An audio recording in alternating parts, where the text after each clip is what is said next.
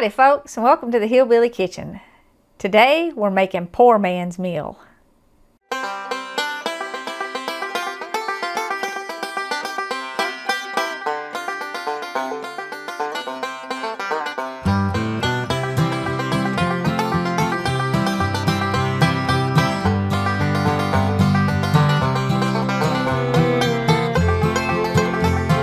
Now, the need to eat cheap ain't nothing new, and this is kind of the way folks used to cook when I was growing up, and it was kind of born out of the Depression. I'd say if you're my age, you've probably had this at some point and maybe forgotten about it, and if you're younger, you may have never eaten like this. But it's super simple. It's a hot dog meal.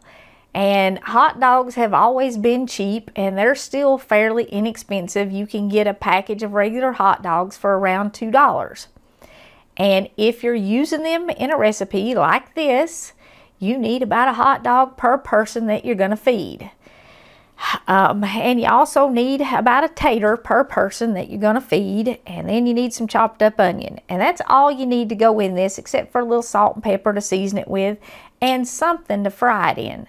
Now, you can use oil, you can use butter, you can use bacon grease, you can use whatever you've got. What I have in my pan is just enough oil to coat the bottom good. I don't have quite a 1/4 of an inch in there. I just put in enough to coat it good, and so there's, you know, a little to slop around. If you're using oil, it doesn't take as much as it would if you were using butter or bacon grease. You'd probably have to have a little bit more fat. But, you know, you can fry it in anything. If it's fat, you can use it to fry this in. Doesn't matter. Get what's cheap, because the whole point of this meal is to have a cheap, quick meal that will fill your family up and that don't taste too bad. The onion's going to give it a ton of flavor, and everybody likes potatoes, and the hot dogs will keep you from starving to death. And you know, there are worse tasting things in the world, and you can buy better hot dogs, but that kind of defeats the purpose of the meal. The idea of the meal is that it's cheap. If you want to add garlic to this, if you want to add some hot peppers to this, if you've got some bell peppers, especially during garden season, if you're growing peppers and stuff like that, add them in here because it'll add flavor and it'll make the dish go farther.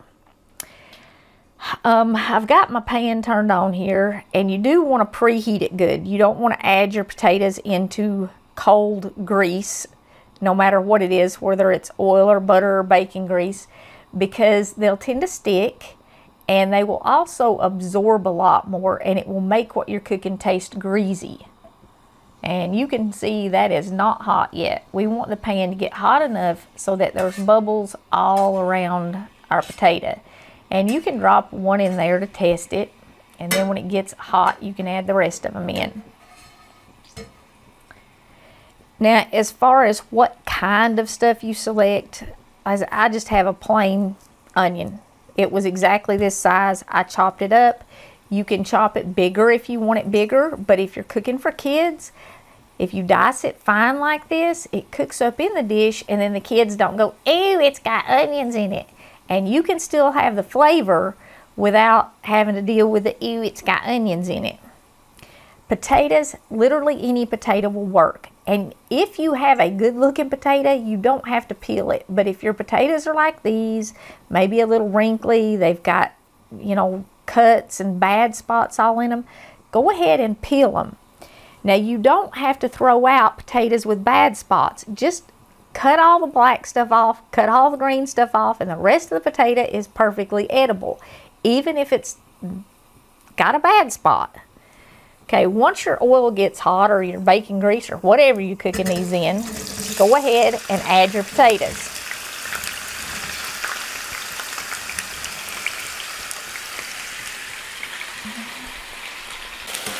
Now, once you get the potatoes in the grease, stir them around a little bit, because that kind of coats them before they get mushy, and it'll help keep them from sticking. And I always put my potatoes in first,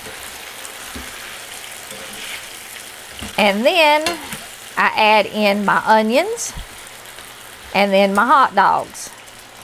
And I'm gonna kind of turn this down just a little bit to where it's cooking on about medium. And I'm gonna put a lid on it because that will cook it much faster. And if you've been working all day, which right now I'd say most folks are at least 2 household incomes if you're not having to work 2 jobs, and you need a fast meal. So covering it will make it cook faster, and it will also get the potatoes and the onions cooked before they start burning. So just put it all in there. Now, if you need to make your hot dogs go farther and feed more people, because I know folks are on like a super tight budget right now, instead of just cutting them in little round pieces like I did, you can actually split the hot dog and then slice them, which makes more pieces of hot dog and it makes it spread out more evenly in the dish. And we've talked about this before. If you have smaller pieces, you can have less of whatever kind of meat you're using. And that, you know, if you're not using hot dogs, if you're using something more expensive, maybe that's an option. Just cut it in smaller pieces. It'll spread out in the dish and you will get some of the hot dog, or if you're using something, more expensive hot dog, or you're using a sausage or something, you will get a little bit in every bite and people won't notice that there's not as much meat in it. Same thing if you want to do something like beef stew. If your beef is cut in smaller pieces, you don't have to have as much in what you're cooking. And that's just kind of a little tip for making your dollar go farther. And like I said, if your potatoes are good potatoes, if it's during garden season, if you've got them fresh out of the garden and they've got really nice pretty skins on them, don't peel them, just wash them good and cut them up and put them in there. And anything else you've got that would add flavor to it, you can add it. The idea though is to do it simple, and this is a meal that you can do for far less than $1 a person. You can still get the hot dogs, like I said, for a couple bucks a pack. 5 pounds of potatoes is up to, gosh, I think the last time I got them on sale and I paid $3 for 5 pounds of potatoes. When my kids were growing up, and we're not talking about ancient history, I would buy 10-pound bags of potatoes for $1 all the time. That was usually the on sale price, but somebody always had them on sale for that price, and we only had 2 grocery stores in town, so either one store or the other had them on sale. Now, like I said, it's $3 for 5 pounds, which is insane. Occasionally you can still find a 10-pound bag of potatoes for $5, which is a little better than what I did, but you know, a potato per person, that's not bad. And onions, you know, an onion 50 cents maybe. So you can still put together a meal for less than $5 for a family of 4, which is pretty daggone good in this day and time. And you know, this and some salt and pepper, that's all you need, and a little bit of any kind of fat will work to fry it in. So, you know, kind of get creative. There's a lot of hot dog meals, and if y'all like this one, maybe we can do a few more. I know when I was growing up, we probably had a hot dog meal at least once a week, maybe more. And you kind of get tired of hot dogs on a bun with ketchup and mustard, so you had to get creative with them. Let's see how this is doing here. Okay. All right. Just wanted to make sure it wasn't burning. We're going to let that sit there and cook for just a minute with the lid on it before we even start stirring it, because we do want our potatoes to kind of get brown a little bit. All right, this is probably ready for us to give it a stir. And it's only been cooking a few minutes, like maybe 4 or 5 minutes, if that long.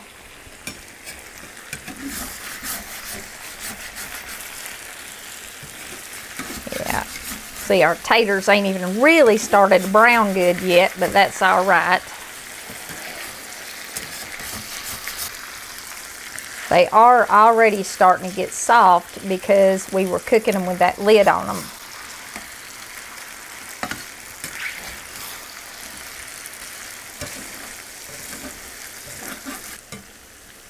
Okay, I'm gonna leave my lid off now because, like I said, my potatoes are already starting to get soft. And I'm just gonna let them sit here and cook until everything kind of gets a little bit brown. And I'm also gonna go ahead and add my salt and my pepper now. I save my salt and my pepper till near the end.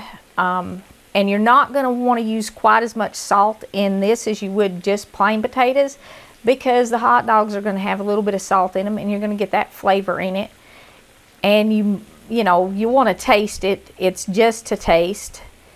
But if you save the salt until closer to the end, you don't have to use as much. And I know lots of folks have trouble with salt.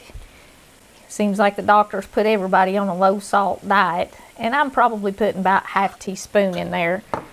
I do have the whole onion and 4 potatoes. If you've got big eaters, these are not very big potatoes. You might want to put an extra tater or 2 in there if you're feeding folks that eat a lot, teenagers especially. And I probably put about half a teaspoon of pepper in there, maybe a little bit more. And we'll go ahead and give that a little stir.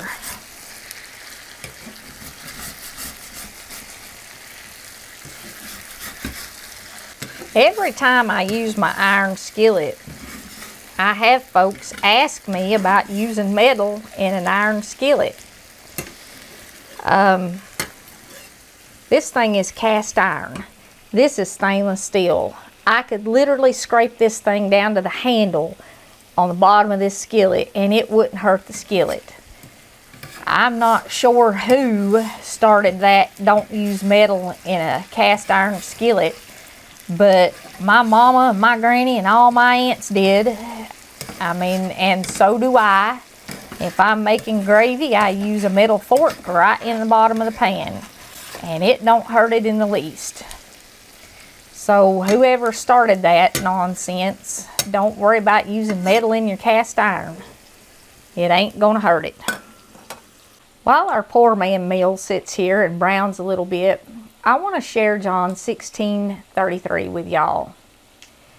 These things I have spoken unto you, that you might have peace. In the world ye shall have tribulation, but be of good cheer. I have overcome the world. Things today are more turbulent than they have ever been in my life. And I have lived quite a few years, over half a century. And I've never seen this much stuff at one time. But the Bible tells us that Jesus has already overcome it. And as Christians, we should show the world that joy. We should show the world that peace that passes all understanding, because we know Christ has already overcome it. There's an old saying that tough times build strong character, and tough times do build strong character. Tough times also build strong faith. This is our opportunity to show the world how strong our faith is and how great our God is. So no matter how bad it gets at the grocery store or at the gas station or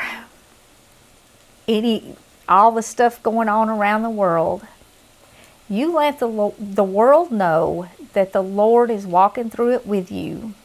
And you let the world know that it's going to be okay, because Jesus has already overcome it. This is our chance. So pray harder than you ever have. But don't worry about it. Don't get upset over it. Don't get distraught or discouraged. It's going to be okay. And we have to let the world know that. That's our job. Okay, let's check on our poor man's meal again. We're going to get through this. Don't worry about it. We might all have to eat hot dogs for a while, but we'll get through it.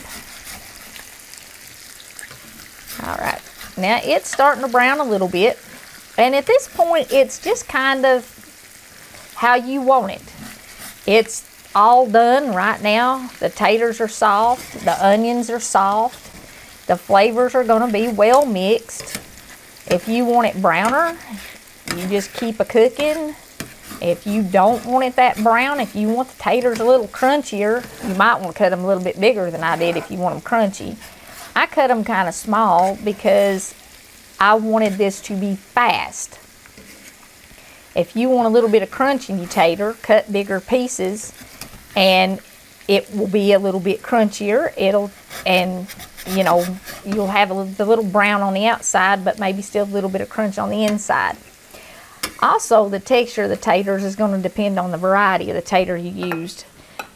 These are just regular old russets, so they're going to be a little bit softer. A Redskin or a Yukon Gold or any kind of new tater out of your garden is going to be a little crunchier. So if you want a little crunchier texture, if you've got a firmer tater, that'll give you a crunchier texture. And they're just really ain't no trick to it other than that. You just put the stuff in the pan and cook it till it's as brown as you want it. Like I said, it's perfectly done now. All the taters are soft, the onions are soft, and you can eat it just like this, or you can keep cooking it till it's browner. It's literally just whatever you want. But we're going to keep adding in some of these budget-friendly meals like this as we go along. Might do some more Tuesday talks on how to save a few bucks at the grocery store.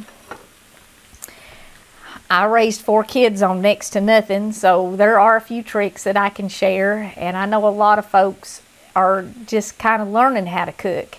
This is a good recipe if you're just learning how to cook. It's impossible to mess this up unless you burn it. So if you're worried about burning it, just turn it down a little bit, and that reduces the odds of that happening. Don't over salt it. And you could even just put salt and pepper on the table if you wanted to, not add none to it when you cook it, if you're worried about that. But like I said, there really is no trick to it other than don't burn it. If you're on a budget, if you're trying to feed your family, if you need a fast dinner, this is a good one, and it's an old one. It's saved lots of folks from going hungry. But I really appreciate y'all joining us in the Hillbilly Kitchen, and like I said, if you like these meals, we'll try and do more of them. Just let me know in the comments. Pray for each other and pray for the world. Check on your neighbors. Take care of each other. Show the world the love of God through these tough times. I want to thank y'all for joining us in the Hillbilly Kitchen. And if you haven't already, please don't forget to click like and subscribe before you leave. And until next time, remember to put God first.